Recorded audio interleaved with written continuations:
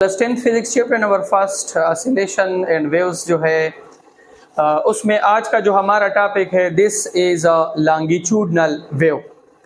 Longitudinal wave से पहले हमने ट्रांसवर्स वेव को पढ़ा था। हम एक सिंपल डायग्राम ड्रा करेंगे, फिर उसमें समझेंगे कि ये वेव जो है ये किस तरह की मोशन करती है और ट्रांसवर्स और इसमें क्या फ़र्क है। ठीक है, तो इधर देखें, ये मेरे पास फर्ज करें पॉइंट ए है और ये मेरे पास पॉइंट बी है। ठीक है, यहां से एक वेव जो है ये मेरी लेफ्ट से जा रही है, कहां पे? राइट पे। वेव का डायरेक्शन ये है और जो पार्टिकल्स इसमें वाइब्रेट हो रहे हैं वो भी कभी राइट जाते हैं कभी लेफ्ट। तो इस तरह की वेव जिसमें पार्टिकल की वाइब्रेशन की जो डायरेक्शन है और वेव की मोशन की जो डायरेक्शन है दोनों क्या हो? सेम हो। दोनों के दरमियान एंगल कितना हो? 0। तो फिर इसको हम क्या कहते हैं? Longitudinal wave. इनके दरमियान थीटा आपके पास कितना है? 0 डिग्री। थीटा आपके पास कितना है? 0 डिग्री।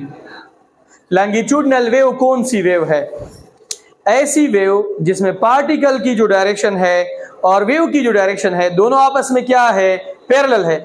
ट्रांसवर्स में आपके पास क्या थे? परपेंडिकुलर थे। इसमें क्या है? पैरेलल। अब इसको किस तरह हम स्टडी करेंगे उसको थोड़ा देखें। ये आपके पास ट्यूनिंग फॉर्क है। This is a tuning fork. This is a tuning fork. ये आपके पास ट्यूनिंग फॉर्क है और यहां पे आपके पास एयर के पार्टिकल्स हैं। एयर के पार्टिकल्स,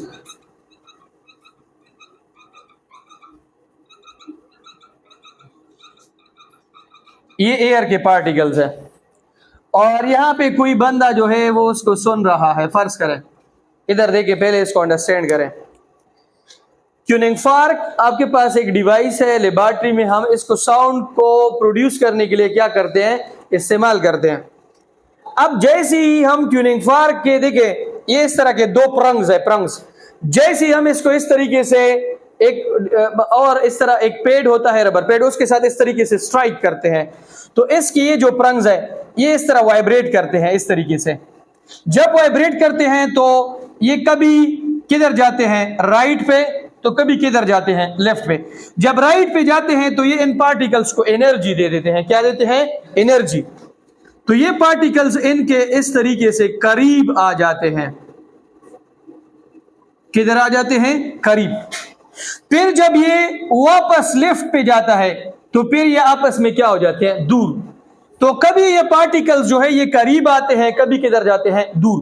पार्टिकल्स इस तरीके से मोशन करते हैं, कभी आगे कभी पीछे, मतलब दाएं बाएं दाएं बाएं। ठीक है, अब अगर आप देखें तो ये पार्टिकल से जो वेव बनेगी वो भी किधर जाएगी? Left to right. पार्टिकल भी किधर मोशन कर रहे हैं? Left to right. इस तरह की वेव जिसमें पार्टिकल की वाइब्रेशन की जो डायरेक्शन है और वेव की मोशन की जो डायरेक्शन है दोनों आपस में क्या हो? पैरेलल। उसको हम क्या कहेंगे? लॉन्गिट्यूडनल। और दूसरे में हमने क्या कहा था? वो परपेंडिकुलर होंगे, ये आपके पास क्या होंगे? पैरेलल। तो अब इसकी डिफिनेशन हम लिखेंगे। These are those waves, these are those waves, these are those waves in which these are those waves in which particle vibration direction, these are those waves in which particle vibration direction and wave motion direction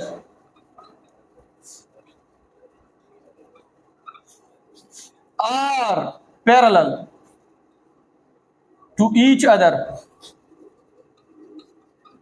ऐसी waves जिसमें particle की vibration की जो direction है और wave की motion की जो डायरेक्शन है दोनों आपस में क्या है? पैरेलल। उसको हम क्या कहते हैं कि कौन सी वेव्स है? लॉन्गिट्यूडनल वेव्स है। यहां तक अगर आपको समझ ना आया हो तो अभी पूछो। आया है? अच्छा अच्छा, अब इसमें जब पार्टिकल्स आपस में क्लोज होते हैं तो इस पार्ट को हम कंप्रेशन कहते हैं। क्या कहते हैं? कंप्रेशन।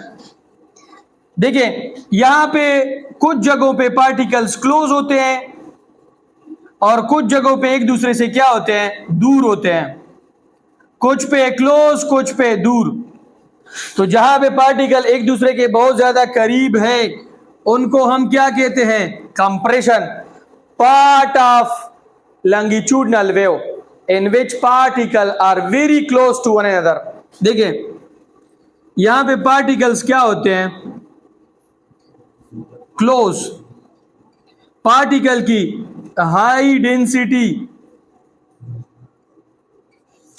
पार्टिकल्स की हाई प्रेशर, हाई डेंसिटी। ठीक है,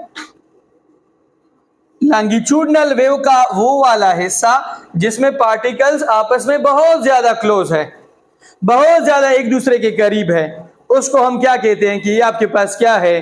कंप्रेशन। और लॉन्गिट्यूडनल वेव का वो वाला हिस्सा जिसमें पार्टिकल एक दूसरे से बहुत ज्यादा दूर है तो इसको हम क्या कहते हैं? रेयरफिक्शन। क्या कहते हैं? रेयरफिक्शन। तो रेयरफिक्शन आपके पास क्या है? ये वेव का वो वाला हिस्सा है जिसमें पार्टिकल एक दूसरे से क्या है? फार। पार्टिकल्स आर फार, पार्टिकल एक दूसरे से दूर है। लो डेंसिटी, इसकी डेंसिटी लो है। लो प्रेशर, इसका प्रेशर भी क्या है?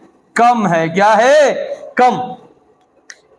अब आप इसको इस तरीके से भी डिफाइन कर सकते हैं कि the wave which consist of continuous compression and rarefaction. Wave which consist of continuous compression and rarefaction. ऐसी वेव्स जो मुसलसल कंप्रेशन और रेयरफिक्शन पर मुश्तमिल होती है उनको हम कौन सी वेव कहते हैं? Longitudinal waves. ये कौन सी वेव्स है? लॉन्गिट्यूडनल।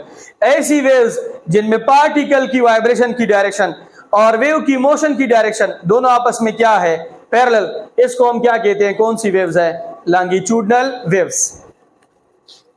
अब इसमें एक चीज जो है और अंडरस्टैंड कर ले, वो क्या है? देखें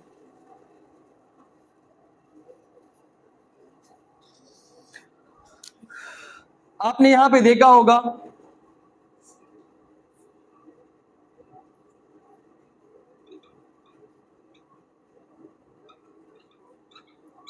कि कुछ ऐसी जगह है जहां पे पार्टिकल बहुत ज्यादा क्लोज है, कंप्रेशन।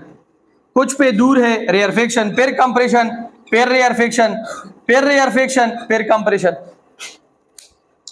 अब अगर आप दो रेयरफिक्शन के दरमियान फासला लेंगे या दो कंप्रेशन के दरमियान फासला लेंगे तो उसको हम क्या कहते हैं? वेवलेंथ। लॉन्गिट्यूडनल वेव नहीं, वेवलेंथ। देखिए वेवलेंथ, वेवलेंथ किसको कहते हैं? The distance between two consecutive compression और two consecutive rarefaction. Distance between two consecutive compression, distance between two consecutive compression or rarefaction, distance between two consecutive compression or rarefaction। दो मुसलसल compression, दो मुसलसल रेयरफिक्शन के दरमियान जो फासला है इसको हम क्या कहते हैं? वेवलेंथ। इसको हम किस से रिप्रेजेंट करते हैं? Represented by lambda. किसे रिप्रेजेंट करते हैं? लेमडा। और इसकी यूनिट क्या है? मीटर। इसकी यूनिट क्या है? मीटर। अब अगर इसमें कोई मसला हो तो बताओ। इसकी एग्जाम्पल्स भी लिख लेना।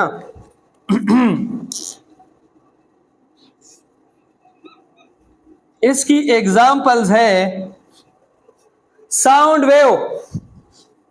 साउंड वेव ये इसकी एग्जाम्पल है, साउंड वेव। साउंड वेव के बाद waves are produced in slinky spring. Waves produce in slinky spring, वो वेव्स जो स्लिंकी स्प्रिंग में प्रोड्यूस होती हैं वो भी आपके पास क्या है? लॉन्गिट्यूडनल है। क्या है? लॉन्गिट्यूडनल। अब इसमें क्वेश्चन करें, जो आपको नहीं आ रहा है मैं दोबारा समझा दूंगा।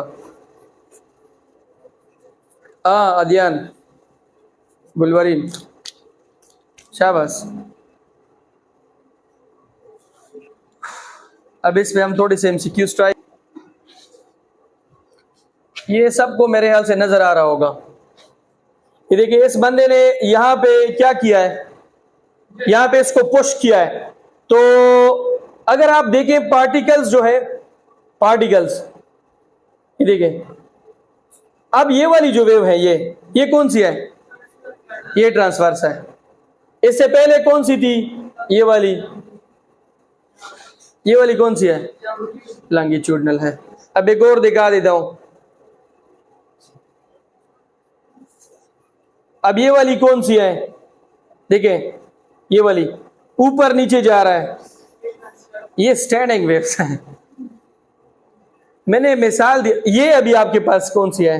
देखें, अगर दो पॉइंट्स के दरमियान है, एनर्जी ट्रांसफर सिर्फ दो पॉइंट्स के दरमियान हो रही है, कहीं बाहर नहीं जा रही है, तो फिर मैंने बताया था कि स्टेशनरी वेव्स है। अब थोड़े से मैं लॉन्गिट्यूडनल्स दिखा देता हूं। इसमें है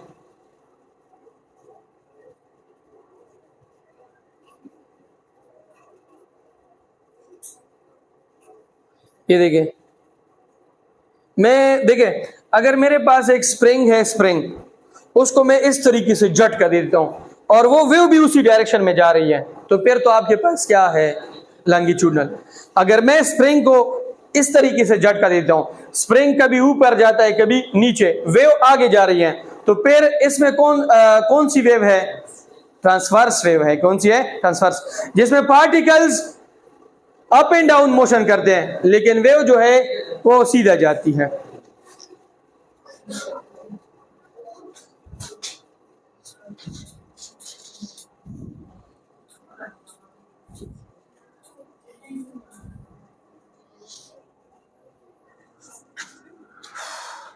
अलग अलग रे कमा।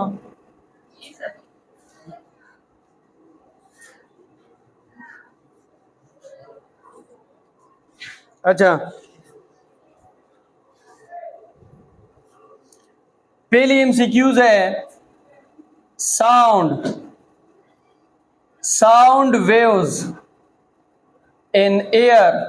Sound waves in air are, option number A transverse waves, option number B longitudinal waves, option number C stationary waves, option number D all of them.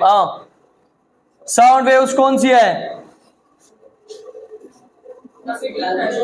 देखें, साउंड वेव्स में अगर आप देखें, पार्टिकल्स कभी आगे जाते हैं कभी पीछे, वेव भी उसी डायरेक्शन में होती है, तो ये लॉन्गिट्यूडनल वेव्स हैं। अच्छा, अब सेकेंड नंबर पे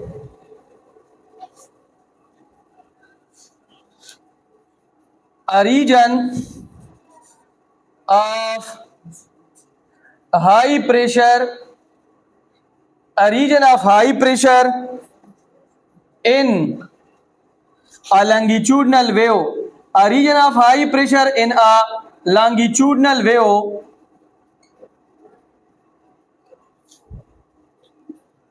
is called dash.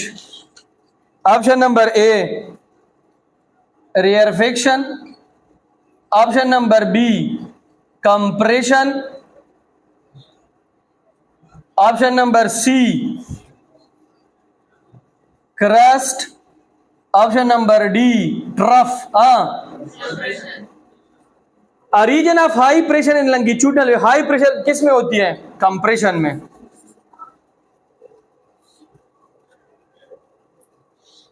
Reason of low pressure rarefaction. अच्छा, which wave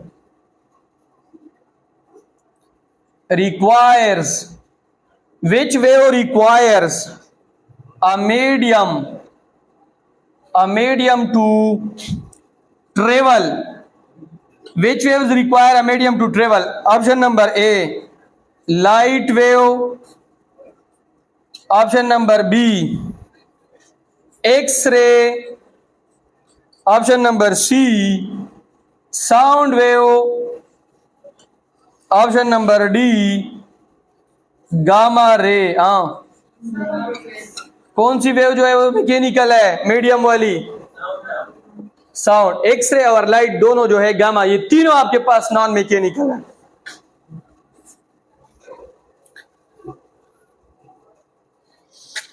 the direction of energy, the direction of energy transfer in longitudinal wave, the direction of energy transfer in longitudinal wave is option number A circular होता है, option number B same as vibration, option number C opposite to vibration, option number D perpendicular to vibration. कौन सा है इसमें? The direction of energy transfer in longitudinal wave, longitude में तो same होता है, पैरेलल होता है। क्या होता है? पैरेलल। तो इसमें आप सेम इज अ वाइब्रेशन, तो सेम इज अ वाइब्रेशन रख लेना। Circular same is a vibration, मतलब जिस डायरेक्शन में वाइब्रेशन है तो इसी में आपके पास होता है।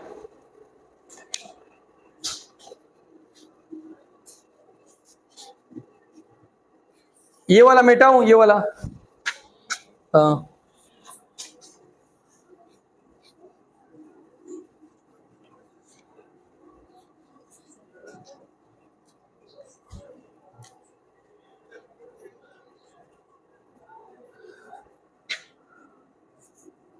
Which of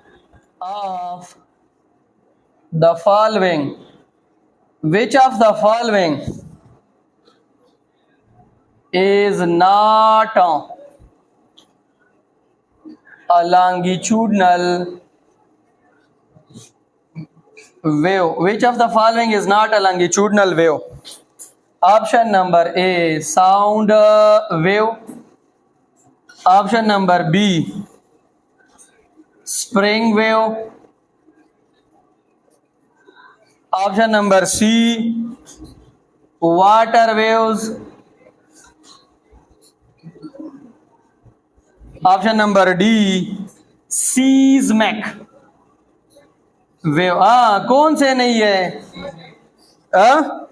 वाटर नहीं है, वाटर आपके पास ट्रांसवर्स है।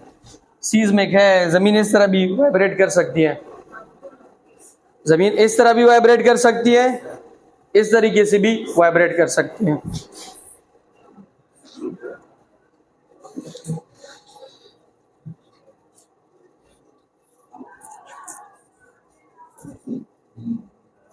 अच्छा, the distance between to consecutive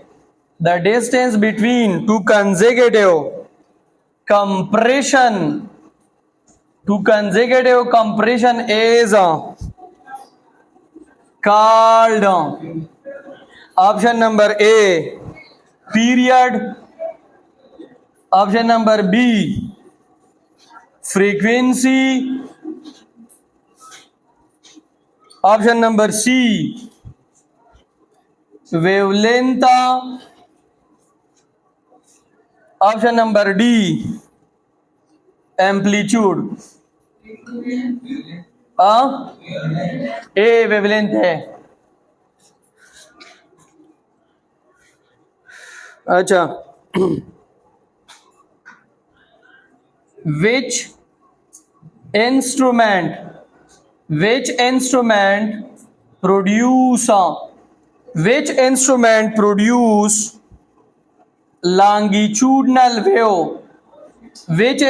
produce longitudinal wave?